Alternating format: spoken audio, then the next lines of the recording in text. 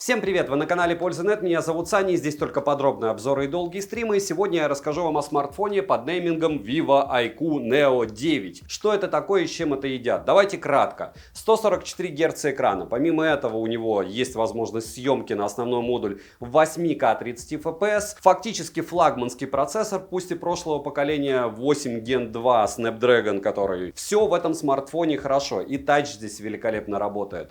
И помимо этого 2000 люксов он выдает в автояркости на солнце, и это по моим тестам, а не по рекламным. Если говорить про зарядку, за 12 минут он заряжается на 51%. 120-ваттная зарядка, разумеется, идет в комплекте. Разумеется, в отличие от брендов Samsung или Яблоко, здесь и защитная пленка идет, и чехол помимо этого, и коробку они поинтереснее сделали. Кому-то, может быть, это будет важно для подарка. Разумеется, здесь есть Google сервисы, русский язык на борту, но все ли так хорошо в этом смартфоне, вы узнаете в ролике. Смотрим. Распаковка. Поставляется эта модель в интересно оформленной коробке. Коробка выполнена из плотного картона, на ней есть название и краткие характеристики. Кстати, Neo я много обозревал от айкушек, и здесь коробка отличается. Упаковка хорошая, в комплекте мы имеем сам смартфон с наклеенной защитной пленкой, но она, правда, дешманского качества, очень быстро у вас поцарапается. Но с нормальной олеофобкой. Силиконовый чехол, не худшего качества, но дешевенький все равно. Краткое руководство, блок питания на 120 Вт с китайской вилкой и кабель для зарядки с Type-C на Type-C. Слот прорезиненный на 2 нано-сим-карты, карту памяти запихать туда нельзя.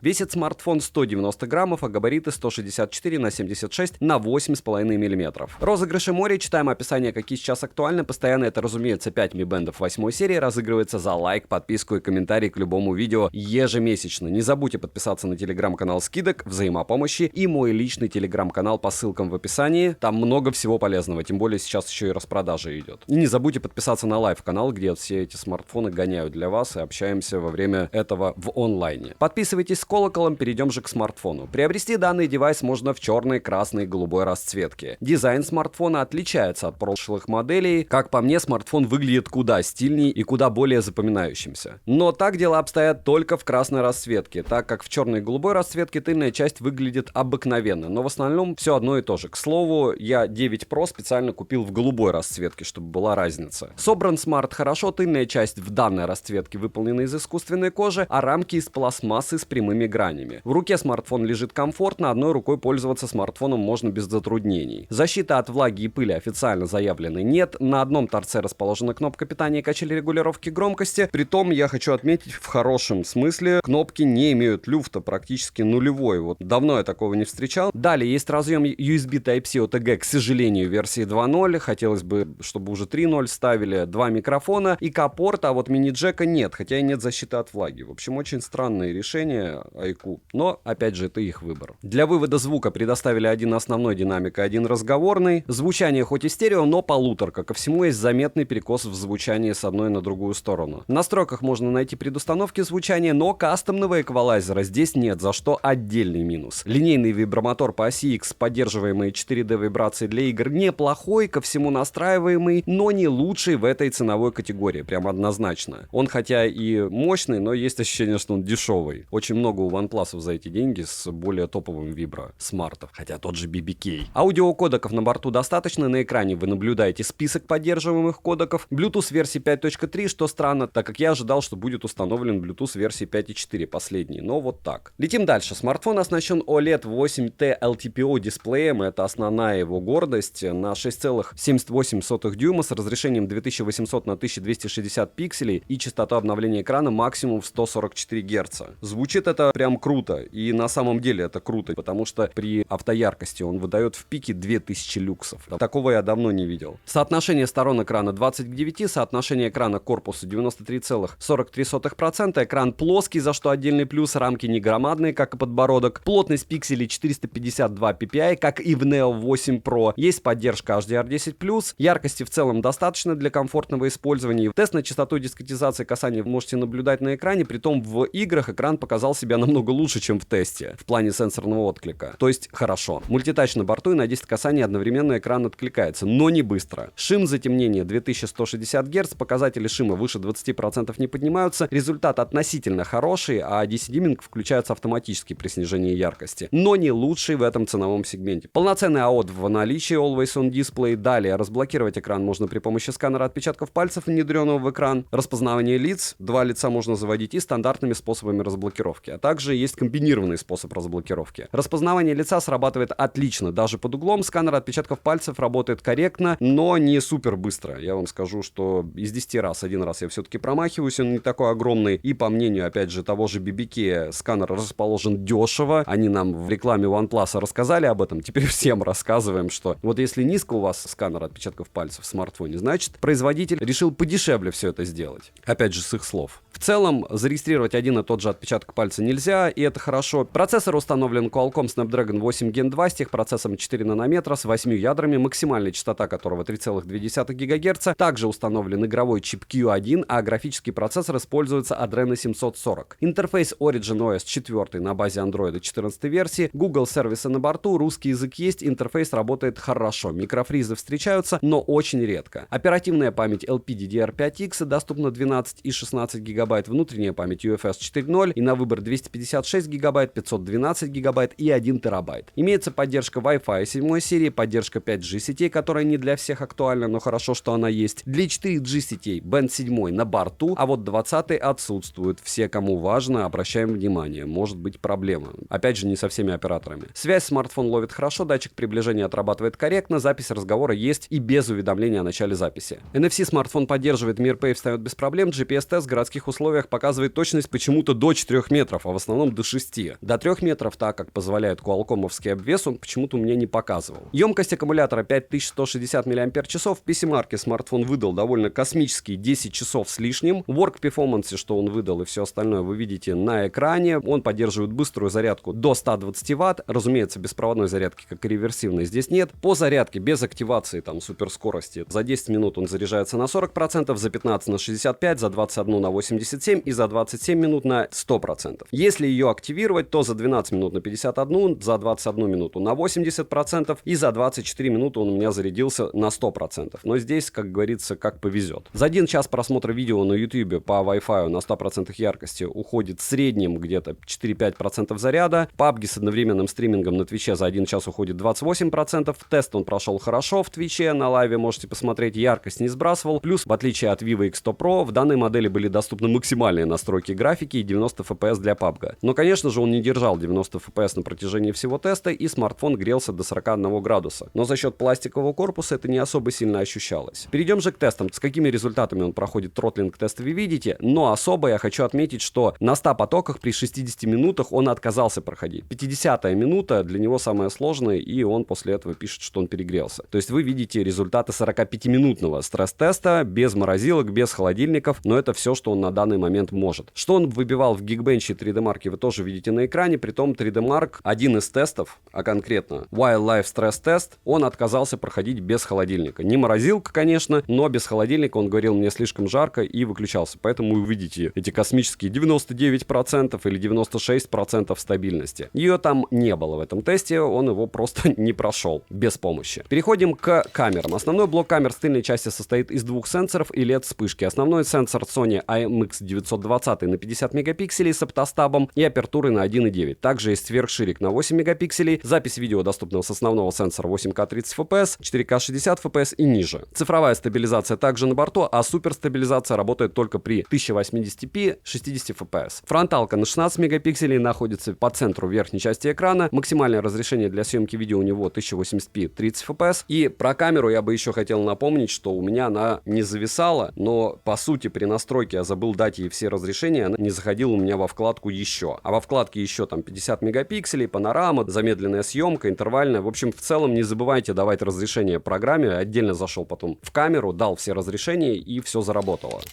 4К 60 FPS, попытка в Moviebike. И при этом снять это на iQOO Neo 9. И нет, у меня нет проблем с дикцией. Просто у меня лицо заморожено после стоматолога.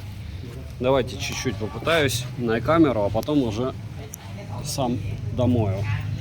А так, самое главное, чтобы вы увидели принцип. Если захотите что-то подобное снимать, то это будет выглядеть примерно вот так. И при любом раскладе уже на таких смартфонах все это выглядит довольно классно, по мне. Опять же, у вас может быть другой взгляд, но мне кажется, что картинка достойная в 4К 60 FPS. Все, как говорится, относительно. Смотрите, как я раздолбал, да? 4К 60 FPS и ваше будущее Peugeot. Ощущение так себе. Ночь, улица и iQOO Neo 9 и 1080p 30 FPS. Съемка с одной руки, шумов, конечно, много. И до сих пор вкладка еще с возможностью фотографий в высоком разрешении и всем остальном у меня не открываются. Мучаюсь уже сутки. Надеюсь, что на момент издания ролика это дело появилось. Первый раз у меня такой глюк в таком смартфоне, потому что iQOO всегда делал хорошо, без таких косяков. Ночь, 1080p 30 FPS. Пытаюсь плавно вести на одной руке. Ну, разумеется, закат уже был, но еще чуть-чуть солнца от него есть. Отражается оно в небе. Вот так сможете снимать. Это уже 1080p 60 FPS та же локация. Давайте, чтобы вы понимали, как это будет по-разному выглядеть. Притом странно, но в 1080p 60 FPS есть ощущение, что все ярче. Это 4К 30 FPS. Съемка также с одной руки. Та же локация. О, что-то с небом не то. Во всяком случае, я вижу что-то с небом не то. Возможно, вы этих ужасных шумов не видите, надеюсь. И 4К 60 FPS. Также съемка с одной руки. Здесь уже таких шумов нет, как в 4К 30 FPS. И вот так сможете снимать в самом стандартном разрешении. И никуда мы не денемся без ультраширика. Это ночь, 1080p 30 FPS. Вот это местный колорит. Мне уже не жарко, к слову. Вот так в 4К 60 FPS сможете снимать рыночные павильоны со всякими штуками. И та же локация 1080p 30 FPS. Вот так. И фронталка еще на улице. 4К 60 FPS. Neo 9 X. X. Ого, X10 по сути. X10. Бесполезные, но все равно. И вот для примера 1080p 60 FPS. Увидите ли разницу между 4К или нет. Здесь иксы 3, 4, 5, 6. Также 10. И ультраширик только в 1080p 30 FPS. Что, в принципе, тоже неплохо. Притом, если включить усиление голоса, то будет вот так. 1080p 30 FPS. Проще, чем графика накидывать, правда? Заодно и микро оцениваете. 4К 60 FPS, и там у нас мальки. И даже рыбки. Нет, это, наверное, рыбки даже, это не мальки. И съемка против солнца. Что никто, конечно, никогда не делает, как мне написали один раз в комментарии.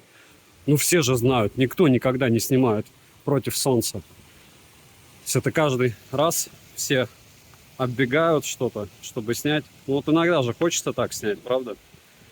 И вот так вы примерно сможете снимать против солнца. 4К 60 FPS. Усиление голоса активировано. Вот так, плавно. 9-й квартал или как там? Или 13-й район. Эти гетто были во Франции и в Бангкоке. Помните? Очень похожая архитектура. В плане все квартиры напротив квартир. Но это не главное. Главное, как камера работает. Да? Палка 1080p 30 FPS. Съемка против солнца. И солнце в лицо. Роллинг шаттер. На модуль 4К 60 FPS. Сейчас съемка против солнца. Сейчас солнце по правому борту. И вот так сможете снимать окружающие виды летом. Вот туда вообще смотреть невозможно, но в то же время, видите, камера как-то справляется. Что-то где-то реально. Вот сейчас солнце спрячется, и она адаптировалась. Видите, как быстренько. Совсем немного фудблогинга, 4К 60 FPS. И вот так сможете снимать свои наггетсы. Или свой кофе. Как вариант. Освещение, сами видите, не фонтан. Но оно есть. Подобный эксперимент у меня уже был. Мы смотрим на кубики и потом смотрим на экран. А вот здесь передается реально нет, красит. Вот эту часть экрана он красит. Красный цвет он Да, чуть-чуть более насыщенные цвета, чем я вижу на экране. И вот так в целом сможете снять дерево. А вот видите, как с автофокусом получилось? Не лучшим образом. Ну-ка. Неплохо.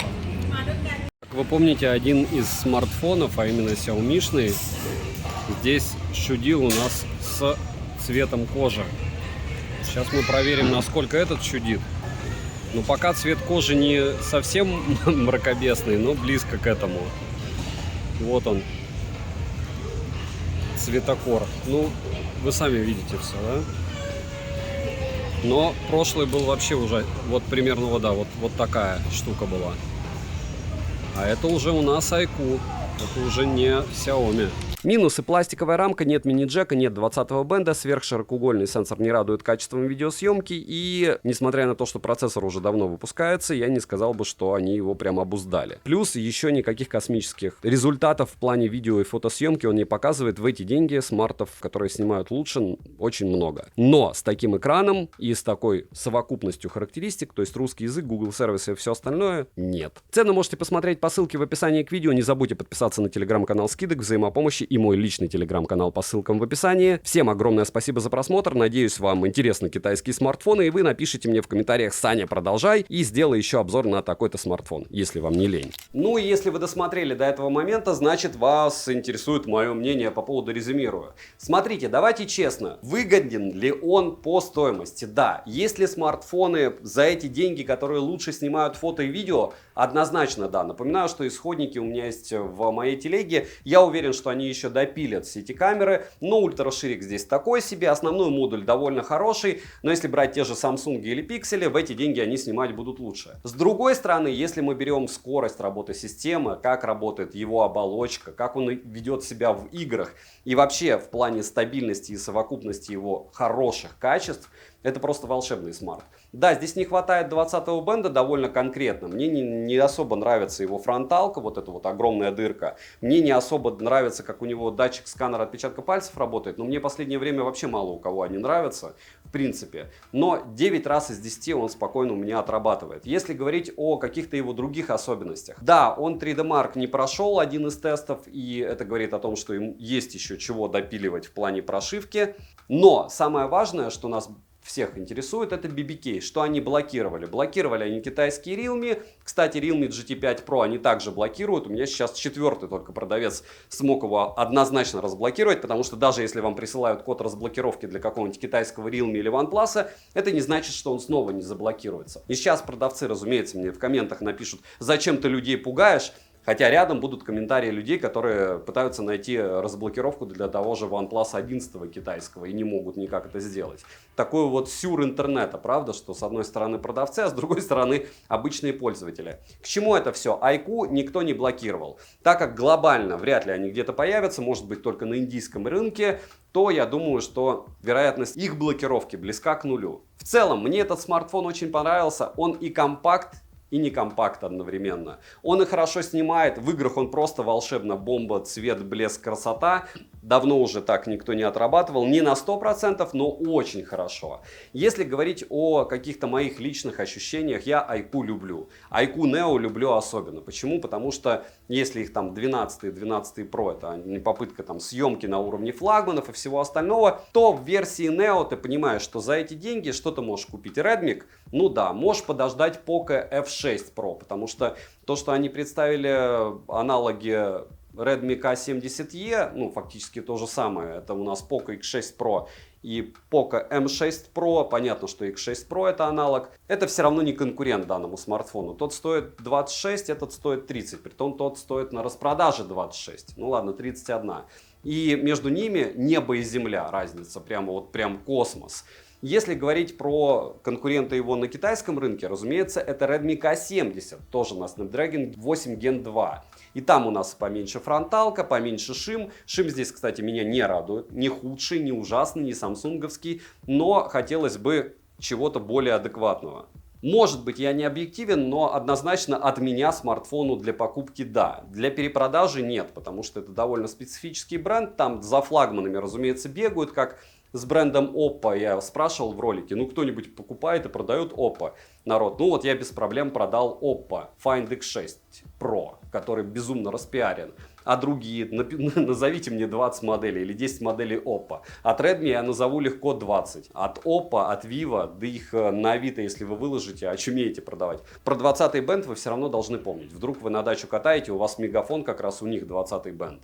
И могут быть проблемы. При том, что если вам все-таки нужна камера, то я бы посмотрел на другие смартфоны. За эти деньги есть лучшие. И у тех же OnePlus, и у тех же Samsung, пусть и более тормознутые, и у тех же Pixel, у которых просто мракобесие, а не экран за эти деньги. Но это уже другая история. На iQOO Neo 9 Pro обзор будет скоро. От меня девайсу однозначное да. Подписывайтесь на канал с колоколом. Пишите в комментах, что вам понравилось в этом обзоре. 9 Pro от Realme вроде бы разблокированный, мне уже идет. Oppo Find X7 Ultra уже идет. Скоро впереди много всего интересного. Недавно как раз я уничтожал Infinix G10 Pro, который а-ля игровой, который вообще не игровой, на лайв-канале посмотрите. Их я тоже закупаю, и Infinix, и Tecno, и вот все подобное мракобесие. Добра и удачи вам, дорогие друзья!